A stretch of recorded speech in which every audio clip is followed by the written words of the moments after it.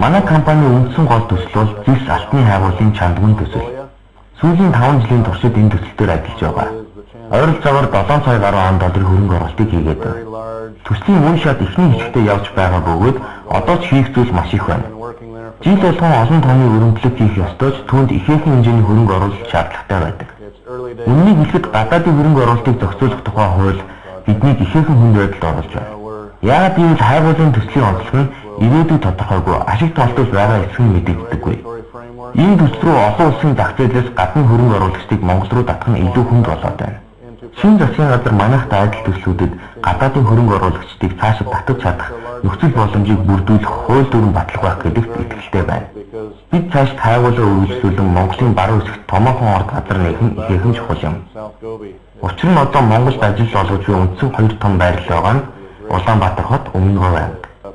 Монгол орны баруун хэсэгт төдийгүй үдий дайны томоохон бүтээн байгуулалт хөгжиж эхлэх нь сайхан хэрэг байх болно.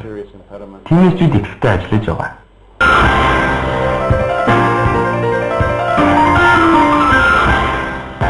Гадаадын хөрөнгө оруулалтыг зохицуулах шинэ хууль нь ганц гадны хөрөнгө оруулагчдад ч биш. Монголын хөрөнгө оруулагчид үндэсний компаниудад ч хүндхэн зохиол өгөөд байгаа юм.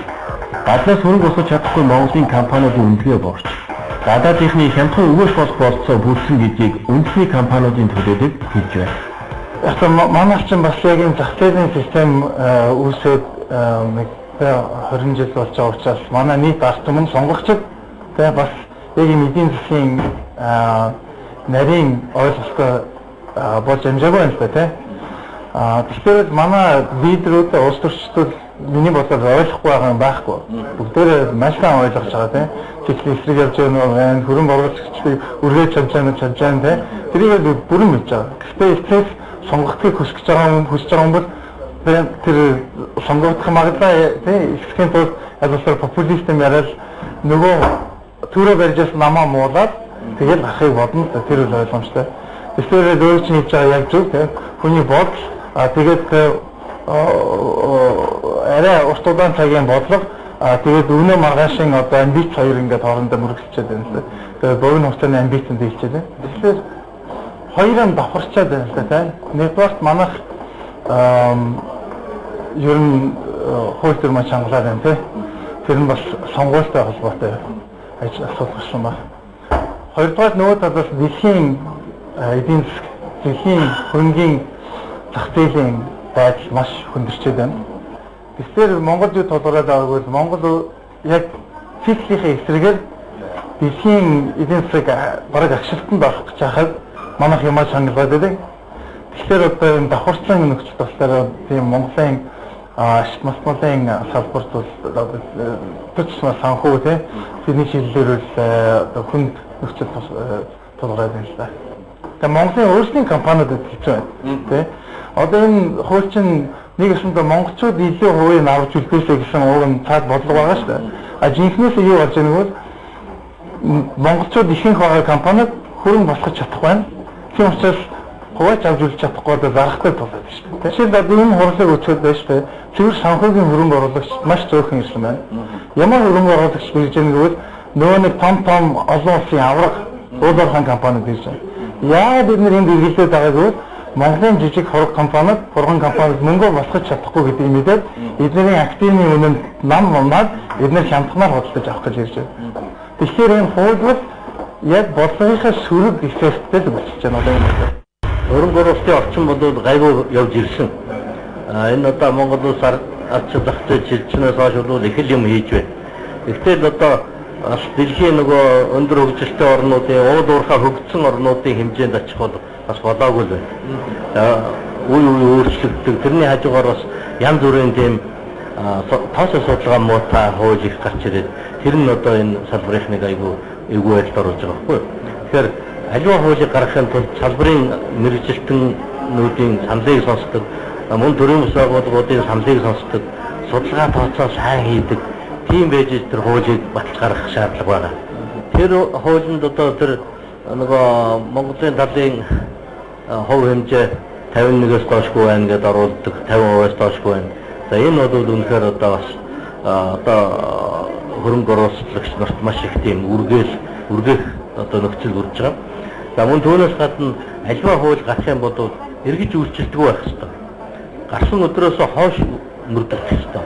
Тэр төрөнд нь одоо хөрөнгө оруулсан, юмаа хийцэн, гэрээ хэл царай байгуулсан, үйл ажиллагааны жигдрээ явж байгаа одоо компаниудад энэ хуулийг эргүүлж хэрэглэх юм бол энэ үнэхээр одоо автогол зүйл болно гэж бодож байна. Цаашдаа ер нь тэр төрийн оролцоог хэтэрхий нэмэгдүүлэх нь бол ерөөсөө энэ удирдлагын салбарын хөгжил биш. Тэр бол одоо унахын одоо их уср. Ялангуяа энэ сая одоо улсын хурлын сонгуулийн үеэр зарим улс төрчид энэ PR-ыг маш их хийж ард түмний толгойг хугаалаа шүү. Төрөл очих юм бол сайн болчих юм бодоод байгаа байхгүй. Тийм биш байхгүй. Төрөл очих юм бол улам л дордно. Одоо та нар харах та тэр 5-7 одоо Эрдэнэс 5-7 орд газрыг одоо төрийн өмчин 100% байгаа. Тэгээ одоо хичнээн жил ярьж байгаа нөгөө iPhone хийгдээгүй, хөрөнгө босгогдоогүй, хөрөнгөний асуудал шийдэгдээгүй ийм л байж. Тэгээд хажууд нь байгаа тэр хувийн хвшлийн MCS-ийн тэр Energy Resource компани явуулж байгаа үйл ажиллагаа бол шал өөр байгаа шүү. Тэгэхээр энэ бол дэлхийн сонгодог эдийн засаг бол хувийн хвшилтээрээ явдаг. Тэрийг бид нар ерөөсөө өөрчлөх боломж байна. Түрүүн хүн болгон ярьж байгаа зү. Ууд уурхайн төслүүд бол 10, 20, 30, 40 жилээр хийдэг хөрөнгө. Тэгэхээр бол мэдээж хууль нь хагас жил болгон 4 жил болгон өөрчлөлт байх юм бол ерөнхийдөө тэр хөрөнгө оруулалтын бөөжийг тооцох, эрсдэл даах тэр боломжууд бол маш хязгаартай болж байна. Яг манай Монгол улсын ууд уурхайтай холбоотой хууль зүйн, эрх зүйн болон татварын орчин доктортой байна уу гэж бол би хийж чадахгүй. Яг өмнө нь бол ерөнхийдөө хууль эрх зүйн орчныг харахад бол татварын доктортой байдал үүсгэх тиймэрхүү одоо боломжууд бол байсан. Гэхдээ энэ бол илүү гадаадын хөрөнгө оруулалт руу төлөвлөгөө анхаардаг байсан. За мэдээч одоо юу гэдгийг тухайн үедээ эдийн засгийн байдал тийм байсан байх гэж бодож болно. Жишээлбэл гадаадын хөрөнгө оруулагч нар Монгол улс хөрөнгө оруулалт хийх юм бол тодорхой хэмжээнд татварын хөнгөлөлт идэвхжүүлнэ. Татварын хэмжээнүүдийн тогтворжуулсан гэх мэтийн одоо гадаадын хөрөнгө оруулалтын хуулиар зохицуулагддаг зүйл байгаа. Нөгөө талаас бол ашиг материалын хууль дотор байсан хөрөнгө оруулалтын гэрээг бол зөвхөн гадны компаниудад зөвхөн ганц компаниудад хийсэн тохиолдол нь оюутлага байгаа шүү дээ. Өмнө нь бол гадаадын хөрөнгө оруулалтын хуулийн дагуу гадаадын ууд уурхайн хэд хэдэн төслийн одоо жишээл бороо ч вэ нөө сайд минерал ч вэ нөө төслүүд дээр дотоод байдлын гэрээж ирсэн. Дотоодын аж ахуй нэгжтэй хийж ирсэн ямар ч тохиолдол байхгүй. Гэхдээ бол ерөнхийдөө бол мэдээж гадны хөрөнгө оруулагч нар бол чухал. Таашиж гэсэн бас Монгол улс чухал байна. Гэхдээ дотоодын хөрөнгө оруулагч бас тодорхой хэмжээнд одоо илүү харж үзэхгүй мөрөд ядаж доор харж үзэхгүй байх нь чухал байна. Татан буугдаад байгаа гадаадын хөрөнгө оруулалтын газрын хийсэн судалгаагаар өнөөдөр гадаадын шууд хөрөнгө оруулалтын 1% өсөлт нь дотоодын нийт бүтээгдэхүүний 1.8% өсөлтийг хангаж байгаа юм. Өөрөөр хэлбэл гадаадын хөрөнгө өсөлт болсон улсын дотны нийт бүтээгдэхүүн худалчдын санаас нь зайлшгүй. Одоо Европоор хятадын эдийн засгийн өсөлт удаашрж байгаа энэ илтгэл үед Монголын засгийн газар ямар бодлого баримтлах вэ гэдгийг хөрөнгө оруулагчдын анхаарлыг ихээхэн татаж байна. Хөрөнгө оруулалтын урсгал татарч байгаа энэ үед хөрөнгө оруулагчид засгийн газраас юу хүсэж байна вэ? Би шинэ засгийн газраас энэ хууль эрх зүйн орчныг тогтвортой болгох, энэ одоо учир начиргүй янз янзын хууль санаачдгийг боловсруулах. За энэ салбарыг бас нэг төрийн зөв бодлогоор өдөртөөсэй гэж хүсэж байна. Ер нь бол бас одоо засгийн газрын мөрийн хөтөлбөр боловсруулж байгаа шүү дээ. Тэр мөрийн хөтөлбөр дээр бас анхааруулжтай юм бас харагдчихл байлаа. Ер нь бол тэгтээ ямар ч байсан шинжилгээний засгийн газар гэж ярьж байгаа. Би тэгэхээр энэ шинжил гэдэг бол сайн сайхан юмыг хийдэг гэж ойлгож байна. Тийм учраас энэ засгийн газар бол шинжилгээг зөв сайн хийгээсэй. Хүн болгонд хүсэж байгаа доктортой байдал тийм. За бид нар бол ямар нэгэн байдлаар татвараас чөлөөлөөд үг, ингээд үг, тэгээд үг гэж өмсөхгүй байгаа шүү дээ. Тэгвэл одоо байгаа орчноо докторчуулаад өгөөч. Нэг 10-20 жил энэ компаниуд доктортой орчинд ажиллаад үндийгээд нөгөө талаас энэ Монголын дотоодын аж ахуй нэгдвэж гэсэн бас тодорхой хэмжээнд өсөж өндөх боломжийг олгооч гэсэн үгсэлтэй байна. Хамгийн түрүүнд бас ямар юм бэ те? Юм чангалж болно те. Гэхдээ хууль дүрмээ бодлохдоо юм чангаж гисэн дэ тогтвортой байдалтай байлгамаар байна те. Нэг чангалаад, нэг суллаад Тэгээд ингээд нааш цаашаа болоод болохоор хөрөнгө оруулагчтай удаан хугацааны тооцоогоо хийгээд эрсдлээ ямар нэгэн байдлаар мэдрээд ороход хэцүү нөхцөл байна л да тийм.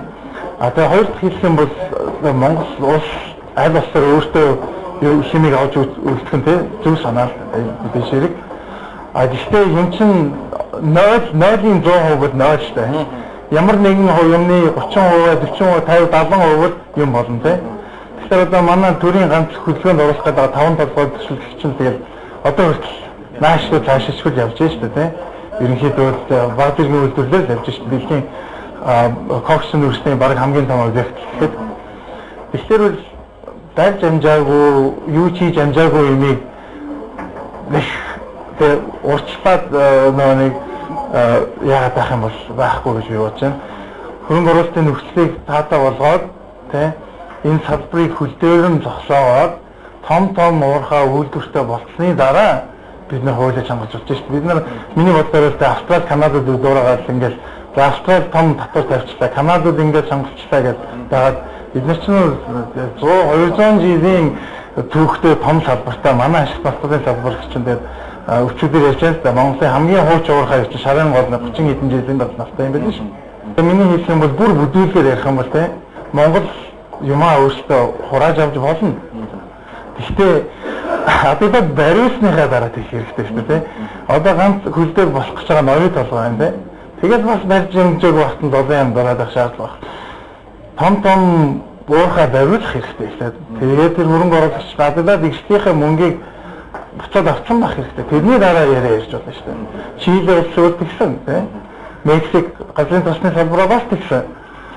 Тэгэхээр барьж амжаагүй юм ингээд хөлдөр ороогүй хөлтийг тэгээд байх шаардлага байна.